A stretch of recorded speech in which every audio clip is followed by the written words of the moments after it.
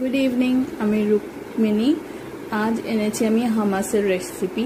হামাসের জন্য আমার দরকার সেদ্ধ কাবলি চানা ওর জলটা, লেবুর রস, রসুন আর ভাজা সেসাম সিডস। প্রথমে লেবুর রস, ভাজা সেসাম সিডস আর ওই চানার জল আর রসুন দিয়ে মিক্সিতে ভালো করে পেস্ট করে নেব। তারপরে ওর মধ্যে সেদ্ধ চানাগুলো মিক্সড করে ভালো করে একদম স্মুথ পেস্ট হয়ে যাবে, ক্রিমি।